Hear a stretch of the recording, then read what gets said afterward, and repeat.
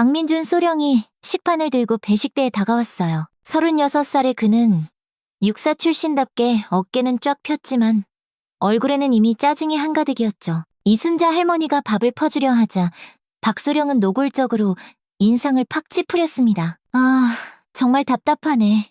이 나이에 이런 거나 퍼주고 있어요? 이순자 할머니의 손이 순간 멈칫했습니다. 하지만 그녀는 아무 말 없이 다시 국자를 들어 밥을 풀려 했죠. 박소령의 목소리는 점점 더 거칠어졌습니다. 나이 드셨으면 집에서 손주나 보시지.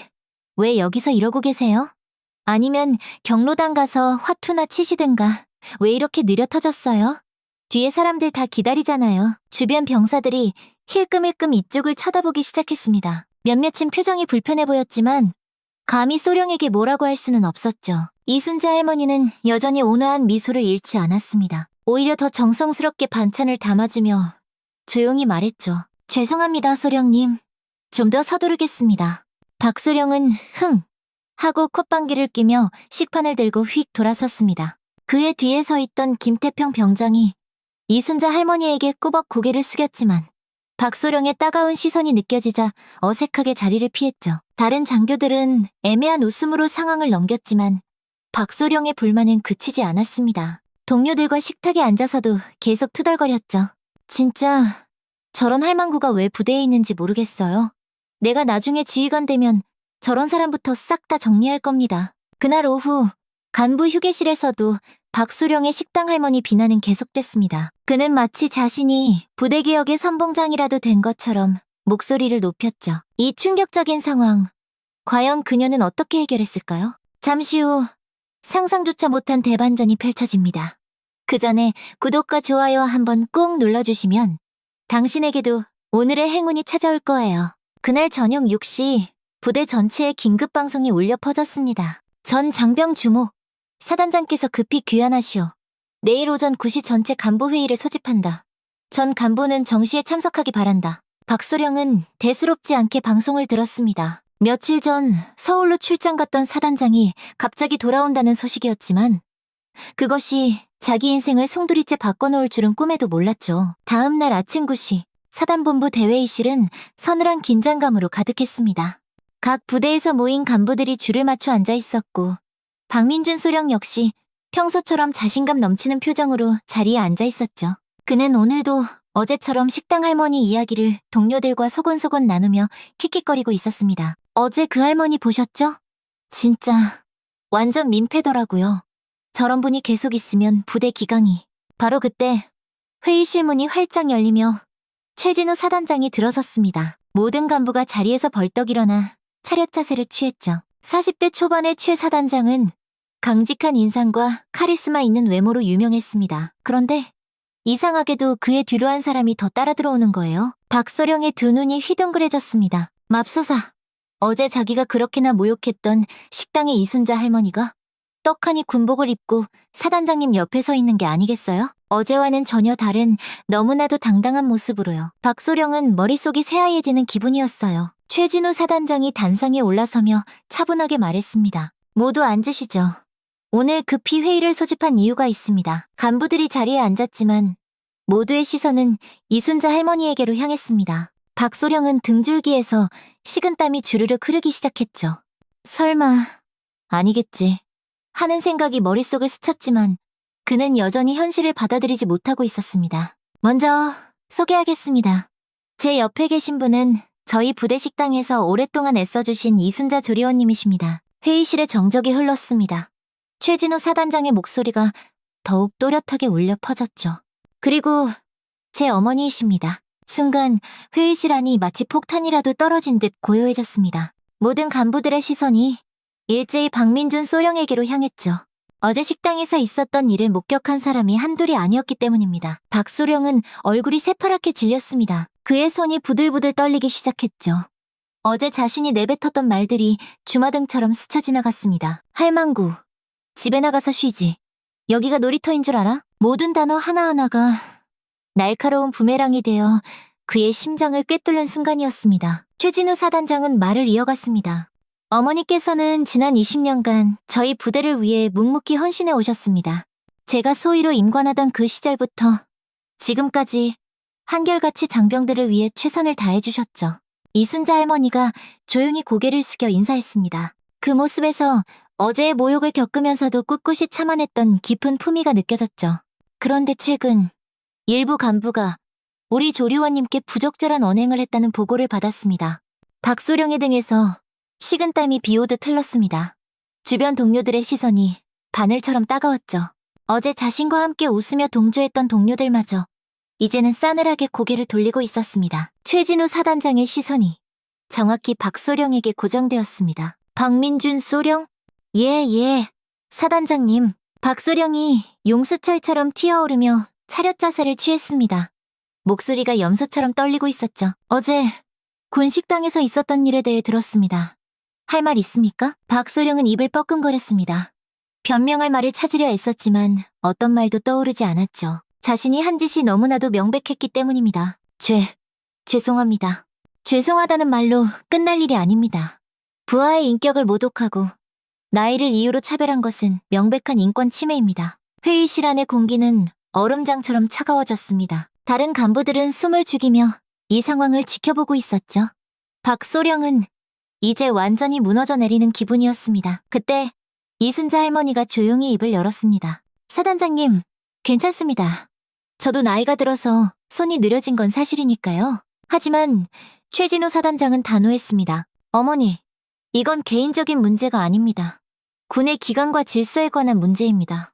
박소령은 그 순간 자신의 미래가 칠흑 같은 어둠 속으로 빨려 들어가는 것을 느꼈습니다. 승진은커녕 군 생활 자체가 끝장날 위기였죠. 회의가 끝난 후 박민준 소령은 완전히 패닉 상태였습니다. 자신의 사무실로 돌아와 문을 걸어 잠그고는 책상에 털썩 주저앉았죠. 머릿속이 하얘졌습니다. 어제까지만 해도 세상을 다 가진 듯 자신만만했던 그의 세계가 한순간에 와르르 무너져 내렸습니다. 어떻게 이럴 수가 있지? 박소령은 떨리는 손으로 휴대폰을 꺼내 동기들에게 전화를 걸었습니다. 하지만 평소 친하게 지내던 동료들마저 슬슬 그를 피하는 분위기였죠. 부대 내 소문은 이미 번개처럼 퍼져나가고 있었습니다. 점심시간이 되자 박소령은 식당에 갈 엄두조차 내지 못했습니다. 대신 부대 PX에서 컵라면 하나를 사와 사무실에서 혼자 처량하게 먹었죠. 그런데 복도를 지나가는 병사들의 수군거리는 소리가 들려왔습니다. 야, 들었냐? 어제 그 박소령 사단장님 어머니한테 완전 막말했대. 미쳤나봐. 어떻게 그런 심한 말을 할 수가 있지? 할머니가 얼마나 좋으신 분인데. 우리가 아플 때마다 따뜻한 죽도 따로 끓여주시고 그랬잖아. 박수령의 얼굴이 점점 일그러졌습니다. 분노와 절망이 뒤섞인 감정이 치밀어 올랐죠. 그는 점점 자신이 피해자라고 생각하기 시작했습니다. 내가 뭘 그렇게 잘못했다고? 그냥 일 좀 빨리 하라고 한 것뿐인데. 오후가 되자 박소령은 동료 장교들을 찾아가 해명을 시도했습니다. 하지만 반응은 냉랭하기 짝이 없었죠. 박소령, 지금은 좀 조용히 있는 게 어때? 지금 분위기 파악 안 돼? 아니, 진짜 모르고 한 일이라니까요. 누가 사단장 어머니라고 알려주기라도 했냐고요. 지금 그게 문제예요? 사단장 어머니든 아니든 어른한테 그렇게 말하면 안 되는 거잖아요. 박소령은 점점 더 깊은 고립감에 빠져들었습니다. 평소 자신을 잘 따르던 후배 장교들까지 그에게서 등을 돌리기 시작했죠. 그날 저녁 간부회식에서도 박소령은 아무도 없는 테이블에 혼자 앉아 있어야 했습니다. 며칠이 지나자 박소령의 마음속에는 비뚤어진 분노가 싹트기 시작했습니다. 자신이 잘못했다는 생각보다는 이순자 할머니와 최진우 사단장에 대한 원망이 점점 커져갔죠. 왜 미리 말 안 해줬어? 사단장 어머니라는 걸 왜 꼭꼭 숨기고 있었던 거야?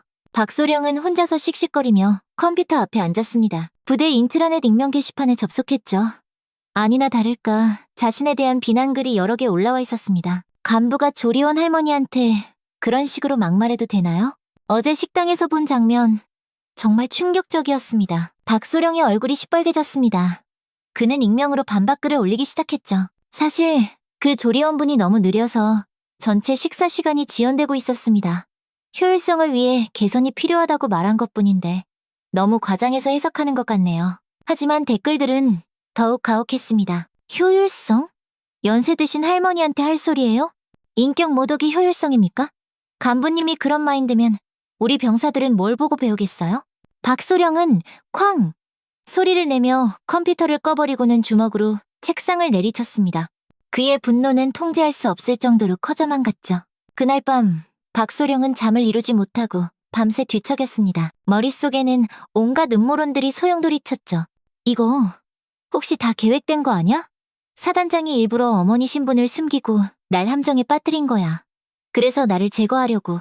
박소령의 사고는 점점 더 비이성적으로 변해갔습니다. 자신의 잘못을 인정하기보다는 남을 탓하는 쪽으로 완전히 기울어지고 말았죠. 이튿날 아침, 박소령은 식당을 지나치며 이순자 할머니를 차갑게 째려봤습니다. 할머니는 여전히 온화한 미소로 장병들에게 식사를 나눠주고 있었죠. 그 모습이 박소령의 눈에는 더욱 가증스럽게 보였습니다. 저 할머니가 사단장 어머니라는 걸 무기삼아 날 곤경에 빠뜨린 거야. 박소령의 마음속에는 이미 복수의 씨앗이 뿌리를 내리고 있었습니다. 그는 이 상황을 뒤집을 방법을 찾기 시작했죠. 일주일이 지나자 박민준 소령의 상황은 더욱 악화되었습니다. 부대 내에서 그를 바라보는 시선은 얼음장처럼 차가워졌죠. 평소 어울리던 동료들도 하나둘씩 그를 멀리했습니다. 박소령은 점점 심한 고립감을 느끼며 피해의식에 사로잡혔습니다. 이건 공정하지 않아.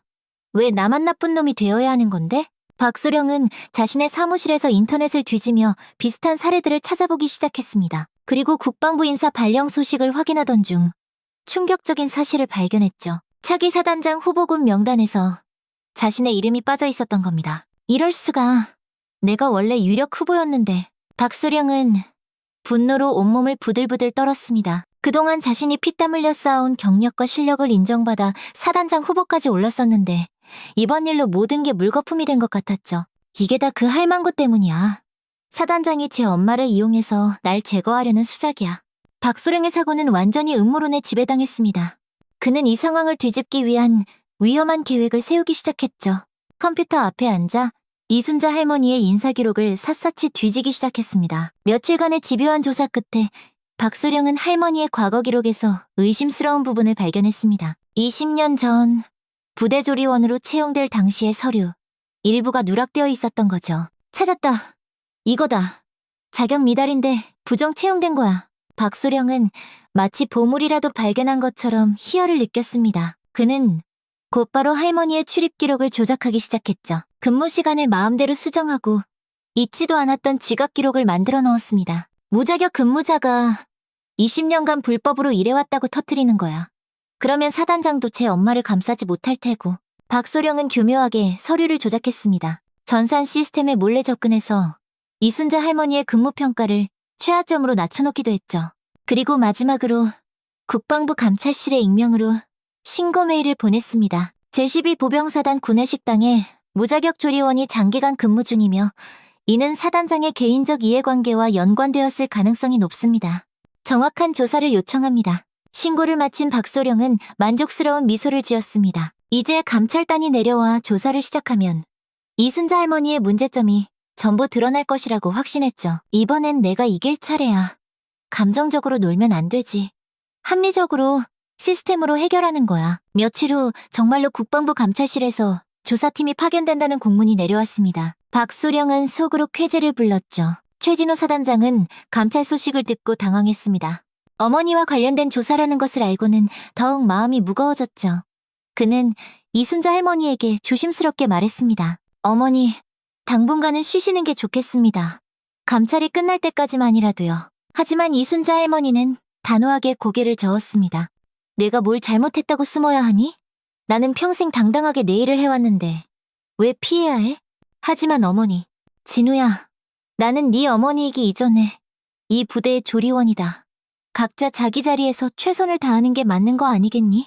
어머니의 의연한 모습에 최진우는 더욱 마음이 아팠습니다. 어머니가 이런 일까지 겪게 된 것이 전부 자기 탓인 것만 같았죠. 박소령은 감찰단이 도착하기만을 손꼽아 기다렸습니다. 이제 곧 진실이 밝혀질 것이고 자신이 정당했다는 것이 증명될 것이라고 굳게 믿었죠. 그는 이미 감찰관들에게 제출할 추가 조작 자료들까지 완벽하게 준비해두었습니다. 이번엔 내가 이긴다.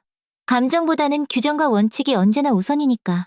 하지만 박소령은 아직 까맣게 모르고 있었습니다. 자신이 파헤치려던 그 진실 속에 어떤 무서운 비밀이 숨어 있는지를 말이죠. 국방부 감찰단이 제12보병사단에 도착한 것은 화요일 오전이었습니다. 단장인 이중호 대령을 비롯한 3명의 감찰관이 엄숙한 표정으로 사단본부로 들어섰죠. 박민준 소령은 멀리서 그들을 바라보며 내심 기대감에 부풀어 있었습니다. 드디어 진실이 밝혀지겠군. 이제 누가 옳았는지 세상이 알게 될 거야. 이중호 대령은 50대 중반의 신중한 성격으로 유명한 인물이었습니다. 그는 감찰 업무에서 철두철미한 원칙주의자로 통했죠. 그 어떤 개인적인 감정도 배제하고 오직 사실과 규정에 따라 판단하는 것으로 정평이 나 있었습니다. 감찰단은 먼저 최진우 사단장과 면담을 진행했습니다. 최진우는 솔직하게 상황을 설명했죠. 어머니께서는 20년간 저희 부대에서 성실하게 근무해 오셨습니다. 최근 일부 간부의 부적절한 언행이 있었지만 그것과 어머니의 근무 자체는 전혀 별개의 문제라고 생각합니다. 이중호 대령은 차분하게 질문했습니다. 그렇다면 이순자 조리원님의 채용 과정에 특별한 절차가 있었습니까? 아닙니다. 정규 채용 절차를 거치셨고 당시 저는 소위였기 때문에 채용에 관여할 권한조차 없었습니다. 감찰단은 이어서 이순자 할머니와 면담을 진행했습니다. 할머니는 떨리지 않는 목소리로 자신의 이야기를 담담하게 들려주었죠. 저는 26세 군인과 결혼해서 30년간 군인 가족으로 살았습니다. 남편이 작전 중에 순직한 후에는 혼자서 아들을 키우며 살아왔고 아들이 장교가 된 후에도 계속 이 일을 해왔습니다. 이중호 대령이 서류를 뒤적이며 물었습니다. 그런데 채용 당시 서류 일부가 누락되어 있습니다. 이 부분에 대해 설명해 주시겠습니까? 그때는 지금처럼 모든 게 전산화되어 있지 않아서 서류 관리가 체계적이지 못했습니다. 하지만 분명 정당한 절차를 거쳐 채용되었습니다. 박소령은 이 대화를 멀리서 엿들으며 회심의 미소를 지었습니다. 서류 누락, 저 부분이 분명 문제가 될 것이라고 확신했죠. 그런데 이중호 대령이 할머니의 인사기록을 더 자세히 살펴보던 중 특이한 점을 발견했습니다. 오래된 서류 뭉치 속에서 빛바랜 사진 한 장이 나온 것이죠. 이 사진은 무엇입니까? 이순자 할머니가 사진을 보더니 잠시 멈칫했습니다. 그것은 30년 전 남편의 동기들과 함께 찍은 단체 사진이었는데 그 중에는 현재 최진우 사단장의 아버지도 함께 있었습니다. 이분은 혹시 서태영 소령 아니십니까? 이중호 대령이 사진 속 한 사람을 가리키며 물었습니다. 할머니가 조용히 고개를 끄덕였죠. 네, 제 남편입니다. 지금은 고인이 되었지만요. 그 순간 이중호 대령의 표정이 미묘하게 변했습니다. 그는 즉시 군 인사기록 데이터베이스에 접속해서 서태영이라는 이름을 검색했죠. 그리고 놀라운 사실을 발견했습니다. 서태영 소령, 북한군 침투작전 중 순직, 전사자 명단에 등재되어 있군요. 그리고 이순자님은 국가유공자 가족으로 등록되어 있습니다. 감찰관들 사이에서 웅성거리는 소리가 터져나왔습니다. 이중호 대령은 더 자세한 조사를 위해 국가보훈처 데이터베이스까지 확인했죠. 이순자님, 당신은 현재까지도 국가유공자 유족 예우를 받고 계십니다. 그리고 남편분은 화랑무 공훈장까지 받으셨군요. 이순자 할머니는 조용히 고개를 숙였습니다. 남편 일로 특별 대우받고 싶지 않아서 그런 이야기는 일부러 하지 않았습니다. 그냥 제 몫의 일을 조용히 하고 싶었을 뿐이에요. 이중호 대령은 박소령이 제출한 민원 내용을 다시 찬찬히 살펴보았습니다. 무자격 근무자라고 신고한 내용이었는데 실상은 국가유공자 가족이 정당한 절차를 거쳐 근무하고 있었던 것이죠. 이상하군. 이 민원 내용과 실제 사실이 전혀 다릅니다. 감찰단은 즉시 민원을 제기한 경로를 역추적하기 시작했습니다. 그리고 부대 내부 전산 시스템의 접속 기록을 샅샅이 조사했죠. 며칠간의 디지털 포렌식 결과 놀라운 사실이 드러났습니다. 이순자 할머니의 근무 기록이 최근에 인위적으로 조작되었다는 것이었습니다. 그리고 그 조작을 한 IP 주소가 바로 박민준 소령의 사무실 컴퓨터라는 증거까지 확보되었죠. 이중호 대령의 얼굴이 차갑게 굳어졌습니다. 이것은 단순한 갑질 문제가 아니었어. 공문서 조작과 무고, 허위 신고가 얽힌 중범죄였군. 박소령은 아직도 모르고 있었습니다. 자신이 파헤치려던 진실이 오히려 자신을 파멸로 이끌고 있다는 사실을 말이죠. 이중호 대령은 조사 결과를 정리하며 심각한 표정을 지었습니다. 단순한 민원 조사라고 생각했던 것이 공문서 조작과 허위 신고라는 중대한 범죄 행위로 드러났기 때문이었죠. 그는 즉시 박민준 소령을 감찰실로 소환했습니다. 박민준 소령, 출석하시기 바랍니다. 박소령은 여전히 자신만만한 표정으로 감찰실에 들어섰습니다. 자신이 제출한 증거들로 인해 이순자 할머니의 문제점이 드러났을 것이라고 굳게 믿고 있었죠. 수고 많으십니다, 대령님. 조사 결과는 어떻게 나왔습니까? 이중호 대령이 서류 뭉치를 책상에 탁 소리 나게 내려놓으며 차갑게 말했습니다. 박소령, 당신이 제출한 민원 내용에 대해 몇 가지 묻겠습니다. 이순자 조리원님을 무자격 근무자라고 신고했는데 그 근거가 무엇입니까? 네, 그분의 채용 서류에 누락된 부분이 있고 근무 태도도 불성실했습니다. 지각도 자주 하고. 잠깐, 이중호 대령이 박소령의 말을 날카롭게 끊었습니다. 그리고 컴퓨터 화면을 돌려 보여주었죠. 이것이 이순자 조리원님의 전산 기록 변경 내역입니다. 최근 일주일 사이에 여러 차례 수정된 흔적이 있더군요. 그런데 이 수정을 한 계정이 바로 당신 것입니다. 박소령의 얼굴이 순간 백지장처럼 하얗게 질렸습니다. 자신이 조작한 기록들이 모두 추적되었다는 것을 깨달았죠. 그건 업무상 필요에 의해서. 업무상 필요? 당신에게 인사기록을 임의로 수정할 권한이 있습니까? 이중호 대령의 목소리가 점점 서리빨처럼 차가워졌습니다. 그는 또 다른 서류를 꺼내 보여주었죠. 더 심각한 것은 이겁니다. 이순자님은 국가유공자 유족이십니다.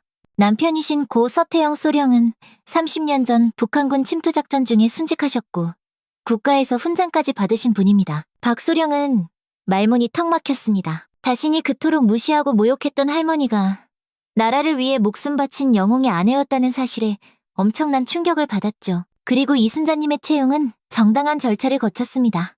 당시의 서류 누락은 행정 시스템이 미비했던 시절의 일반적인 현상이었고 오히려 국가유공자 가족으로서 우선 채용 대상이었습니다. 이중호 대령이 책상을 손가락으로 탁탁 두드리며 말을 이었습니다. 박소령, 당신은 국가유공자 가족을 모욕하고 그 사실을 은폐하기 위해 공문서를 조작했으며 허위 사실로 무고까지 했습니다. 이는 명백한 범죄 행위입니다. 박소령은 이제야 자신이 얼마나 크고 끔찍한 실수를 저질렀는지 깨달았습니다. 단순히 감정적인 안갚음을 하려다가 돌이킬 수 없는 강을 건너버린 것이죠. 죄송합니다. 제가 정말 잘못 생각했습니다. 잘못 생각한 수준이 아닙니다. 이것은 실수가 아니라 계획적인 범죄입니다. 공문서 조작, 허위 신고, 명예훼손, 이 모든 것이 한 사람의 인격을 짓밟기 위한 치밀하고 악의적인 계획이었습니다. 박소령은 완전히 무너져 내렸습니다. 자신이 벌인 일의 심각성을 뒤늦게 깨달았지만 이미 모든 것이 늦어버렸죠. 박민준 소령, 당신은 즉시 직무에서 배제되며 군 검찰의 신병이 인계될 예정입니다. 감찰실 밖에서는 이미 소문이 파다하게 퍼지고 있었습니다. 식당에서 일하시던 할머니가 알고 보니 순직장교의 아내였다는 것. 그리고 그분을 모욕한 소령이 서류 조작까지 했다는 흉흉한 소문이 부대 전체에 알려졌죠. 병사들은 충격과 분노를 감추지 못했습니다. 헐, 대박. 할머니가 순직하신 분 아내셨다고? 그런 분한테 어떻게 그런 막말을 할 수가 있지? 박소령, 진짜 인간도 아니다. 한편 이순자 할머니는 여전히 식당에서 묵묵히 자신의 일을 하고 있었습니다. 자신을 둘러싼 소동에도 불구하고 그녀는 변함없이 장병들을 위해 정성껏 식사를 준비했죠. 김태평 병장이 조심스럽게 다가와 말했습니다. 할머니, 정말 죄송합니다. 저희가 그런 사정이 있는 줄도 모르고. 이순자 할머니는 따뜻한 미소를 지으며 대답했습니다. 뭘 미안해하니? 너희들은 잘못한 거 하나도 없잖아. 그저 맡은 바 최선을 다하면 되는 거야. 그녀의 품위 있는 모습에 병사들은 더욱 깊은 감동을 받았습니다. 진정한 군인 가족의 모습이 무엇인지를 보여주는 살아있는 증거였죠. 감찰 조사가 끝나고 일주일 후 부대 전체에 충격적인 소식이 전해졌습니다. 박민준 소령이 공문서 조작 및 허위 신고, 명예훼손 혐의로 군 검찰에 송치되었다는 것이었죠. 동시에 그의 모든 직무가 정지되었고 징계위원회에 회부되었다는 공문도 내려왔습니다. 박소령은 자신의 사무실에서 짐을 정리하며 깊은 절망에 빠져 있었습니다. 그동안 쌓아온 모든 것이 한순간에 먼지처럼 사라졌죠. 승진은 고사하고 군 생활 자체가 끝장날 위기에 처했습니다. 이럴 줄 알았더라면, 정말 이럴 줄 알았더라면. 하지만 후회하기엔 이미 너무 늦었습니다. 박소령의 범죄는 단순한 실수가 아니라 계획적이고 악의적인 행위였기 때문이죠. 한편 최진우 사단장은 이번 사건을 계기로 중요한 결정을 내렸습니다. 어머니 이순자님의 명예를 회복시키고 부대 전체에 올바른 메시지를 전달해야 한다고 생각했죠. 전 장병 집합 방송을 준비하게 최진우 사단장의 지시에 따라 부대 전체 방송 시설이 준비되었습니다. 모든 장병이 각자의 위치에서 방송을 들을 수 있도록 했죠. 오후 2시 최진우 사단장의 목소리가 부대 전체에 났고 무겁게 울려 퍼졌습니다. 전 장병, 주목하기 바란다. 사단장 최진우다. 부대 곳곳에서 장병들이 하던 일을 멈추고 방송에 집중했습니다. 식당에서 설거지를 하던 이순자 할머니도 손을 멈추고 아들의 목소리에 조용히 귀를 기울였죠. 최근 우리 부대에서 일어난 불미스러운 사건에 대해 말하고자 한다. 일부 간부가 우리 조리원님께 부적절한 언행을 한 것에 대해 사단장으로서 머리 숙여 깊이 사과드린다. 최진우의 목소리에는 진심 어린 미안함이 담겨 있었습니다. 하지만 더 중요한 것은 우리가 그동안 제대로 알지 못했던 진실이다. 우리 부대 식당에서 20년간 묵묵히 일해오신 이순자 조리원님은 국가를 위해 목숨을 바친 순직장교의 아내이시며 자랑스러운 국가 유공자 가족이시다. 부대 전체가 숨막히는 정적에 휩싸였습니다. 많은 장병이 충격을 받은 듯했죠. 이순자 조리원님의 남편이신 고서태영 소령은 30년 전 북한군 침투작전 중 조국을 위해 장렬히 산화하셨다. 그분의 숭고한 희생이 있었기에 우리가 지금 이 자리에서 평화롭게 근무할 수 있는 것이다. 이순자 할머니의 눈가에 조용히 눈물이 맺혔습니다. 오랫동안 가슴속에 묻어두었던 남편의 이야기가 이렇게 공개되는 것이 부끄럽기도 하고 한편으론 자랑스럽기도 했죠. 그런 분을 우리가 제대로 알아보지 못했고 심지어 모욕까지 했다는 것은 군인으로서 크나큰 수치다. 내 어머니는 나의 약점이 아니라 내가 존재하는 이유이며 우리 모두가 본받아야 할 진정한 군인 가족의 모범이시다. 최진우의 목소리가 살짝 떨렸습니다. 아들로서 그리고 사단장으로서의 복잡한 감정이 고스란히 드러났죠. 앞으로 우리 부대는 이순자 조리원님을 비롯한 모든 부대 가족들을 존중하고 예우할 것이다. 계급과 지위를 떠나 한 사람 한 사람의 인격과 존엄을 지켜나가겠다. 방송을 듣던 장병들 사이에서 숙연한 분위기가 흘렀습니다. 특히 젊은 병사들은 그동안 당연하게만 여겼던 이순자 할머니의 희생과 헌신에 대해 새롭게 깨닫게 되었죠. 마지막으로 이번 사건의 가해자인 박민준 소령은 군 검찰에 송치되었으며 징계위원회에서 법과 규정에 따라 엄중하게 처벌받을 예정이다. 우리 군은 다시는 이런 일이 재발하지 않도록 철저히 관리 감독하겠다. 방송이 끝나자 부대 곳곳에서 웅성거리는 소리가 들렸습니다. 많은 장병이 이순자 할머니에 대한 새로운 시각을 갖게 되었죠. 식당에서는 몇몇 병사들이 할머니에게 다가가 90도로 허리를 숙여 인사했습니다. 할머니, 그동안 저희가 몰라 배워서 정말 죄송했습니다. 정말 고생 많으셨습니다. 이순자 할머니는 여전히 따뜻한 미소를 지으며 대답했습니다. 뭘 그러니. 나는 그냥 내 할 일을 열심히 했을 뿐인데 너희들이 건강하게 잘 지내는 게 나한테는 제일 큰 보상이야. 그날 저녁 간부회의에서 최진우 사단장은 추가 조치 사항을 발표했습니다. 앞으로 부대 내 모든 민간 근로자에 대한 예우 규정을 대폭 강화하겠다. 그리고 정기적으로 인권 교육을 실시하여 다시는 이런 일이 재발하지 않도록 하겠다. 회의실 한쪽에 비어있는 박민준 소령의 자리가 유독 크게 느껴졌습니다. 그는 이미 부대를 떠나 어둡고 불확실한 미래를 맞이하고 있었죠. 한 달 후 박민준 소령에 대한 징계위원회 결과가 발표되었습니다. 공문서 조작, 허위 신고, 명예훼손 등의 혐의로 중징계 처분을 받았고 전라남도의 외딴 부대로 좌천 발령이 났죠. 승진은 물론 향후 진급 가능성도 완전히 차단되었습니다. 박소령은 짐을 정리하며 제12부 병사단을 떠나던 날 마지막으로 식당 앞을 지나가게 되었습니다. 이순자 할머니는 여전히 그 자리에서 장병들을 위해 정성스럽게 식사를 준비하고 있었죠. 박소령은 잠시 발걸음을 멈추고 그 모습을 멀리서 바라보았습니다. 이순자 할머니도 그를 발견했지만 아무 말도 하지 않았습니다.